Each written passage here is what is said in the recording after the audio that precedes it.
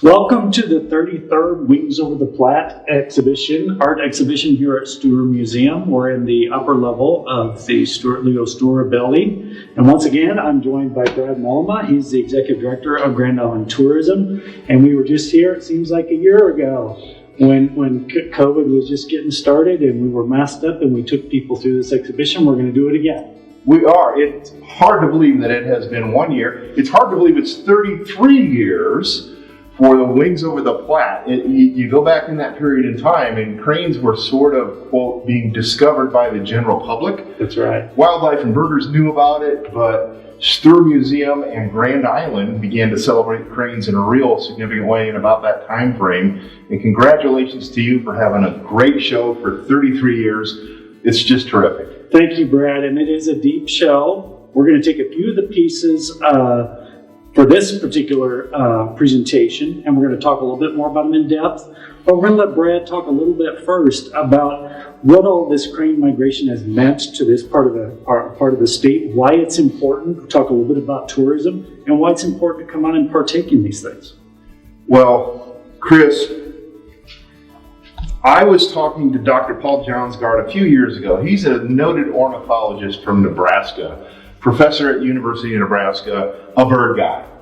And I was talking to him, this has been several years back, and he goes, Brad, I can hardly wait till the cranes come again. And he's been seeing them for more than 50 years. And each year, there's something about this time of year that's magical, that the return of the cranes represents so much. And you do begin to crave that time with the birds. And they are neat to see, they're a sight to hear, and artists and photographers have been trying to capture their essence for millennia. They really have. I mean, it's something that goes back into prehistory here in Nebraska. Right. Native American tribes have used the hollow bones of cranes to create flutes and musical instruments. Those things are documented. Right. And it's fantastic that connection to the Platte River and the birds. This is the time when the cranes, lots of other birds too, but cranes are big and loud, kind of like us. Yeah. So we like to pay attention to them. Yeah. And this is the time they've been down in Texas, they've been down in New Mexico, they've been down in Old Mexico, the country, and they've eaten everything they can down there, and their clock is telling them it's time to head north. So here they come to the Platte River. They fly up into this area. It might only take them a few days to fly here at most. Depends on the weather, depends on some things. But the first birds are here. The Platte's frozen, but there are birds here, and they rest, refuel, they consume Nebraska's great waste grains that we have to fatten up a little bit, and they're headed north to nest to Canada, Alaska, even Siberia. And they've been doing this for 10,000 years. They have. It predates the Platte River. Wow. It predates the Platte River. So over time, these migrations have formed, and this time that they're here, there's bonding, there's pair bonding, they play, they argue, they do everything that a junior high school hallway might experience at Sandbar in the Platte can do as well. So I can't wait to look at the art that we have on display here at the Wings exhibit for this year. It truly is exciting. Tourism, there are opportunities for people to come to the area and see the cranes. The Crane Trust is not going to be running normal though. We're allowing people to do self-guided tours. There are a few local areas where people can get into some viewing blinds. And there's some virtual options too, right? There are virtual options. As I'm a member here at Stuhr, I'm also a member at the Crane Trust. And so for a small fee, you can join that, and they'll do live presentations. You can wake up to the sound of those birds right in your home. And so we're encouraging people to do just that. Give us a call at the Visitor Bureau. Go to visitgrandisland.com, or better yet, go to seethecranes.com and get some information on how to plan what might be best for you and your family this year to enjoy the migration. And come out here to Stuhr Museum and see this wonderful show. Let's go look at some artwork. Awesome. Thanks, Chris.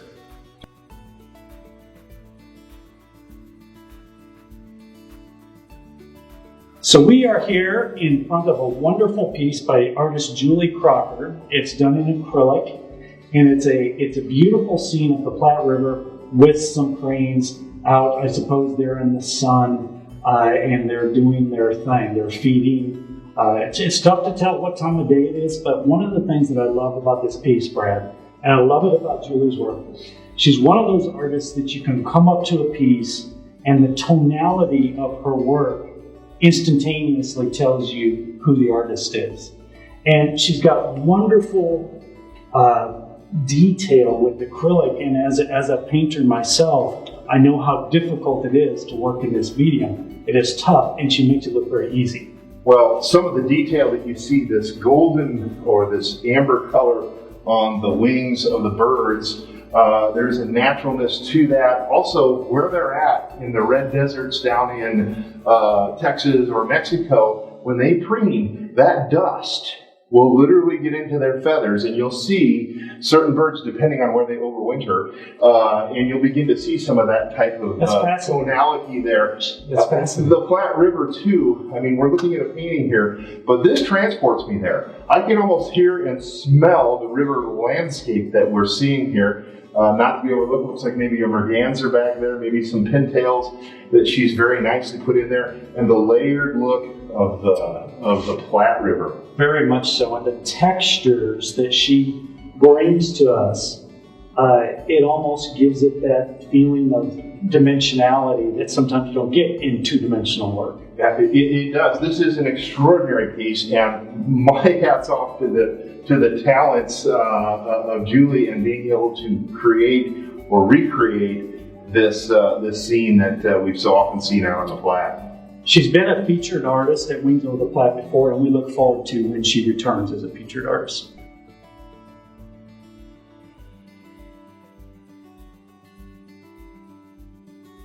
Brad, we're taking a look at Karen Neppel's, what I guess I would consider an abstract work. It is certainly the brightest colored piece in Wings Over the Platte. And Karen is known, lately anyway, she's a very gifted, very talented artist, but she's known for this Picasso technique, where she uses that kind of Picasso feel to create these geometric shapes into something else. And what she's created here is a beautiful origami crane. I walked by this and I said, whoa, that's drastically different than anything else in the show. The colors are magnificent, and instantly I saw the origami crane. There's the head, there's the neck, the wings are back in here, and the body right here. And we have so much fun teaching young children that come out to the nature centers how to do origami cranes. Literally, there's a lore over in the Orient related to cranes that are deeply held over there. And the origami has made its way over here, of course, and they do these beautiful hangings. Go to the nature centers and you can see the origami cranes. So Karen has done a terrific job with the color explosion here. Might also mention that she is owner and operator of Studio K Gallery here in Grand Island. Upcoming events, if you want to check on those types of things to see more of her work and all kinds of regional artists. And she does so much for the arts here in this region with that gallery. So it's a beautiful place to go and share or partake in art.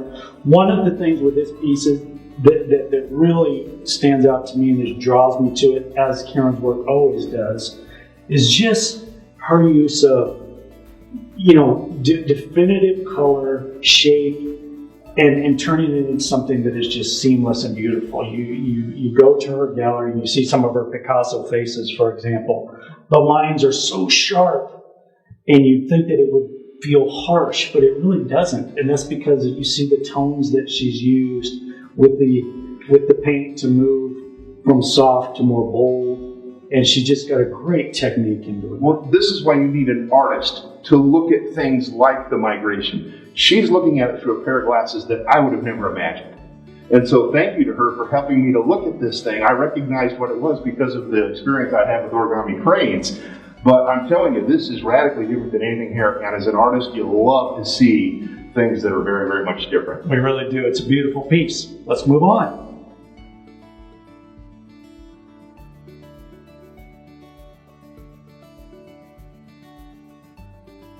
I know just south of the little town of Hartwell, there is a farm, and our friend Sally Juergensmeyer does amazing work out there, and it has been so fun to watch her work evolve over the years. First of all, her work is just plain fun. It's attainable. I have a piece of hers in our garden at home. It's a beautiful flower that we have with some glass integrated into that. And we've enjoyed that over the years. But when I came into this piece here, I just stopped and stared into it. The finish, it's just a really well done fabricated piece out of metal. It's absolutely stunning. And what I like about Sally's work is that connection to agriculture and the farming community, where she's taken metals that are typically harsh and represent machinery and, I don't know, industrialization in agriculture and all those things, and she's made them into somehow the softness of nature, comes out of these kind of hard metal pieces. And she's actually taken that a step further, I've noticed in her work, now by adding those splashes of color in these, and there's a finish on here too. There's a sheen to it. So she's done something good. I'm not sure what it is to create that. And if you've had a chance to ever get to her place near Hartwell, you go down south, and her farm is full of machinery where you have all these various components that she has fabricated into these things. The other thing about her is her smile and her laughter just comes through in her work, and this is really, really an outstanding sculpture. It really is. Her smile, her laughter, her demeanor is infectious, as is her artwork, and it's very accessible. We look at what Sally offers to an art lover. It is incredibly affordable to get into a wonderful piece of fine art. And if you want to start collecting art, Sally Jurgensmeyer is a great place. We've certainly done that, and I think people should certainly consider this piece for theirs or some of her other work that she has. You'll find her around central Nebraska in a lot of art shows, and so I hope people have a chance to enjoy the way you and I have on this piece here. Truly. We'll go on to the next piece.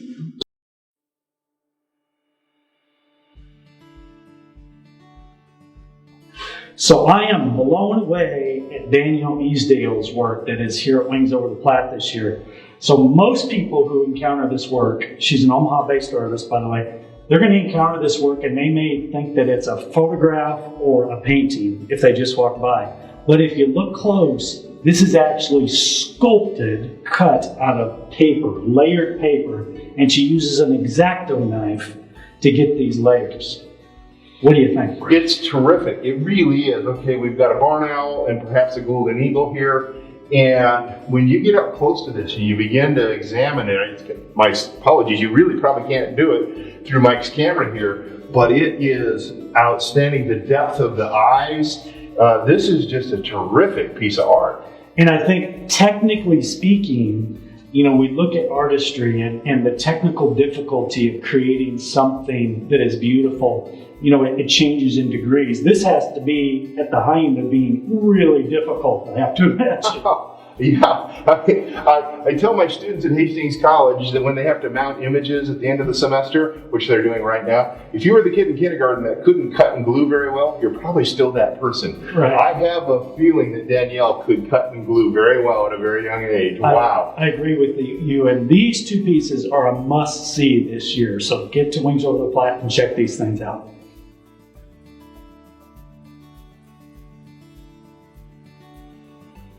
All right, let's talk a little bit about my friend Jorn Olson, a photographer based out of Hastings, Nebraska. And Jorn's imagery not only crosses Nebraska, most of the counties I think are represented in his portfolio, but he's launched out to the Midwest and a lot of other places.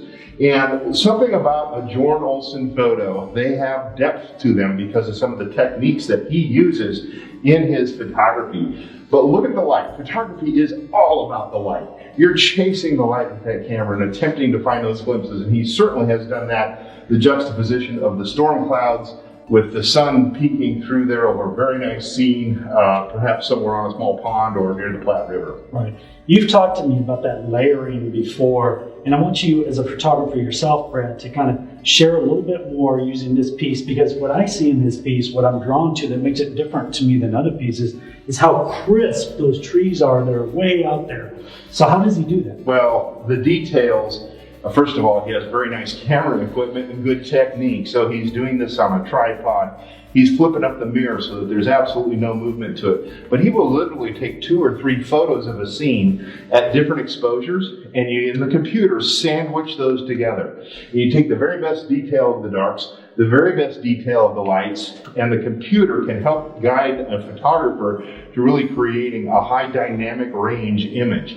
And Jorn is an absolute master at that technique. He really is, and this is another one of those pieces that you've got to be here to really appreciate it, because you really feel like you've got this storm advancing on you, chasing the light in front of it. Yeah, and storms is kind of where he got his start. There's some storms years ago that came through. He got some amazing clouds photographs, and that really launched his career as a photographer. So again, Jorn's got a couple of pieces, I think, in here, and he's got some other place in the building here. And you'll see his stuff all over, frankly, because it's been well sold. And his studio is in Hastings, Nebraska. It is, right on Main Street, downtown.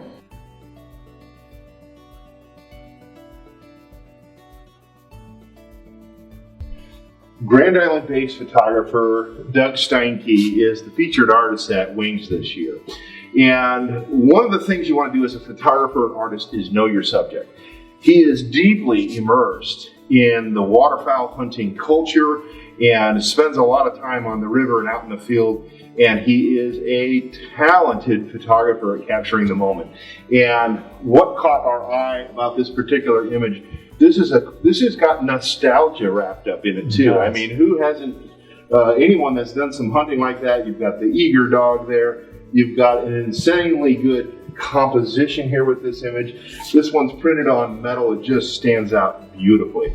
Yeah, and we're surrounded in the Dinsdale Gallery here by these images on metal. The photographs are printed on metal, and it is extraordinary, just splashes of color all over these walls.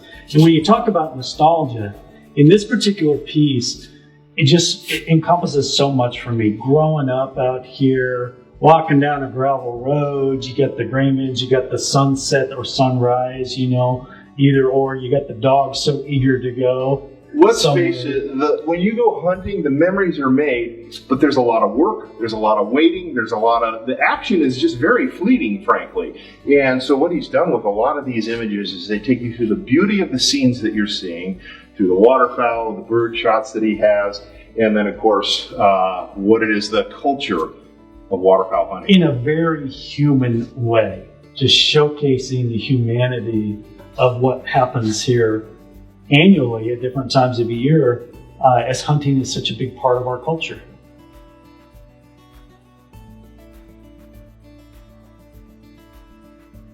So Brad, I think this is my favorite piece in the entire show.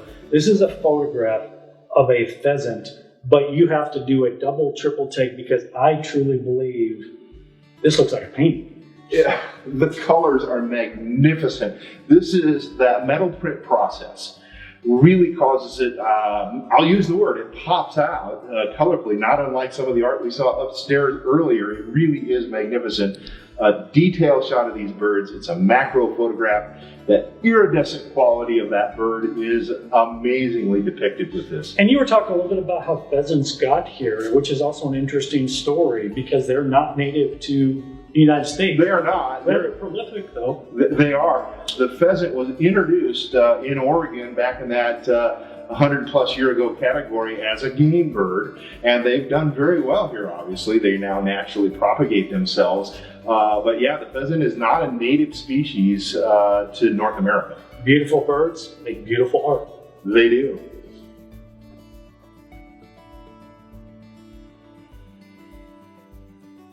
Okay, and this particular image is just exploding with excitement, with color. It checks all the boxes of what you might see with that eager dog going out for the retrieve on a duck hunt. And the intensity is extraordinary. You can almost feel the quickening heartbeat of the dog, the focus of the dog. The other thing that I'm almost humored by is that when we did our opening reception with just Doug and his family and friends, his hunting buddies were here. And they said, Doug is always out there spoiling the hunt because he's after the shot.